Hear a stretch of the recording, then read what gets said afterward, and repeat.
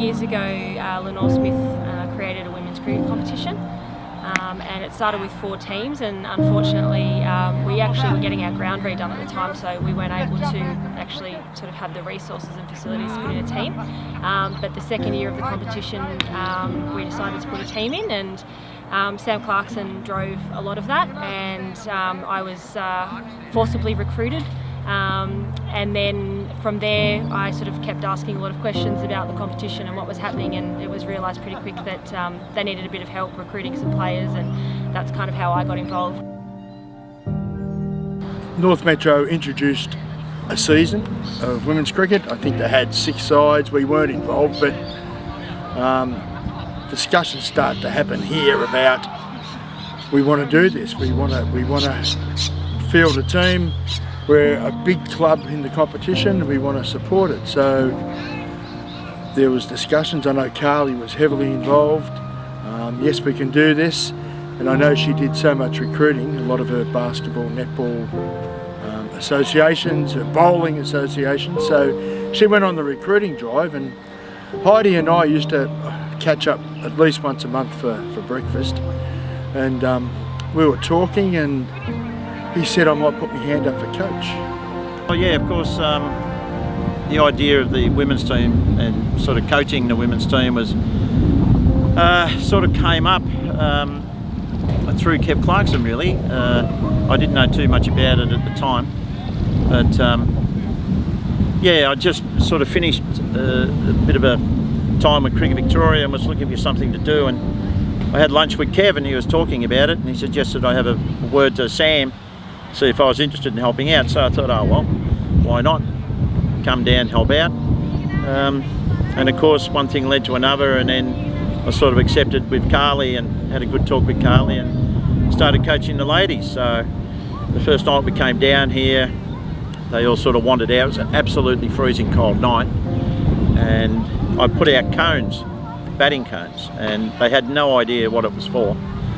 So we started hitting off cones, and I think they were all thinking to themselves, what on earth are you doing? You stupid old mongrel, you've got no idea what you're doing. But after a while they started to realise that if we were trying to bat in the nets or even out on a pitch, there was no way known they were going to get enough balls to hit and learn how to actually get their feet moving or even hit the ball. So yeah, that first night was very interesting. I think we had 7 or 8 here, and they were all hitting off cones. So that was the start of it. That's how we began our very first night. I think when I saw the amount of improvement that there was from one Thursday to the next, I went, this is going to be really impressive if this can stay together for a couple of years. So from that point to now, it's just been massive growth. You know, that first season was quite exciting. We trained until we finally come up against Donath, which was the first game that we played. We played it here on the pitch behind me. So, you know, it was a big day. They all arrived. Everyone was extremely nervous, and we went out there. I think we fielded first. And Michelle Millhouse on that occasion got 43. You could retire on 50. And I said, well, I'm going to retire early so everyone can get a hit. And all the girls said, no, we've got to leave her in. We've got to let her get 50. Anyway, on 43, for some reason, Michelle just decided to walk off. And I had no idea why. And she said, I just want everyone to have a go. And I think that's what the last 3 years have been based on, everyone trying to have a go. I think this year having the 2 sides and not having a token side. We've had 2 competitive sides. We've had junior girls be involved. You know, at the moment we span from 13 to 41 or 40 years old, and I think it's that sort of diversity makes me really happy to be here. It's not so much about winning and losing, but we've had 2 competitive sides made up of 25 totally different people. The best part about that, I think, is that we're just really highlighting to the other junior girls what the pathway is, and you know, they've started training with us on a Tuesday night, so that's really, I guess, getting ready to transition them into senior cricket. Minnie O'Sullivan is just an absolute superstar anyway and has been playing cricket for a long time, but Emily, I think, has only been playing since the junior girls team started, so for her to be playing senior cricket and taking wickets is, I think, really incredible, and I think it's a testament to all the hard work that Dos has done with the juniors, and also what John and Woody have done with integrating them into the women's team. I think one of the success stories, well, Minnie is certainly a success story, and we know the ability that Minnie has, but to see Emily come on the way she has over the last 2 seasons, she played the last game of the summer season against Preston YCW. I think she bowled 2 overs, none for 8, I think it was. And then on the weekend, when the game was right in the balance at the end, she had to go to the wicket, and for someone of her age, she batted so well, only for 2 or 3 balls, but she actually got that foot forward, tried to cover drive, missed it. Not that you mind that, she was trying to play the right shot, and then defended 2 balls, which allowed, Kelly Forden, who we know is a fairly handy bat, to get back on strike and get that winning run for us with 4 or 5 balls left in the game. So, the juniors are not only just coming up to play and make up numbers, they're actually coming up and being an integral part of what we're trying to achieve, and integral part of the teams.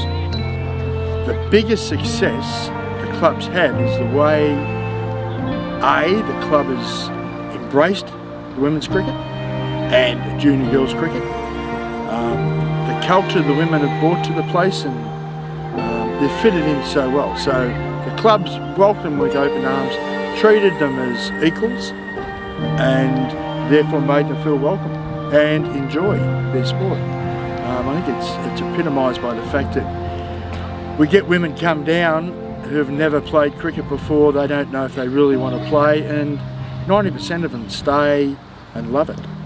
So they love the culture the club's presented. I think the reason that we've been so fortunate to have such a large playing group and we're able to go to 2 teams so early on is just that when we have recruited people, and everyone's brought their friends down, is that they've just loved the environment so much and have had just such a good time that they've really wanted to stay here and continue playing. And I think that's a real testament to the culture and the environment that Holy Trinity provide for their players, that people come and they don't leave. So that's probably, I think, one of the best things about recruiting new people is that the feedback from them has just been that they've loved it so much and they've just wanted to stay. And we've got in excess of 30 odd girls that have played throughout the season and have helped us get to finals. So I think that's just a real credit to everyone wanting to bring their friends here and just involve them in cricket. Trinity, let's do this now. Trinity, 1, 2, 3. If we just look at what's happened over the years, with the involvement of Kev Clarkson early and myself and Maddo and other coaches coming down and helping the women, they're just improving at a great rate. And as I said earlier, they're like sponges. They just want to learn. But the thing is, we have to realise that a lot of them are here for enjoyment, and that's why we play sport. We can't change some people, and neither we should even try to change some people. The juniors, yes, maybe try to teach them the correct way to bat, the correct way to bowl and field, and teach them a little bit more. But some of the other girls who are here, just to see the enjoyment that they're getting out of playing sport, making new friends, and we're forever getting new people coming into the club. I look at some other clubs and they're struggling, and now we're running the 2 teams. Last season, the spring season, to get both teams through to grand finals was an unbelievable achievement, and this year to get both into semi-finals, and one just miss out on getting to the final, and the white team getting to the final. It's just extremely satisfying to see the development that's coming on, and I think at one stage we will get bigger, and we could even get to 3 teams, and maybe even at some stage look to move a team onto turf, which would give an even greater pathway to the juniors coming through, and the younger girls who are joining the senior ranks, who aren't actually juniors. So I think there's so much scope here just for the women's cricket. You just got to see the way the juniors are treated here, and the All Abilities programs that run. What better place is there to play cricket? And if I can be of some assistance, I will.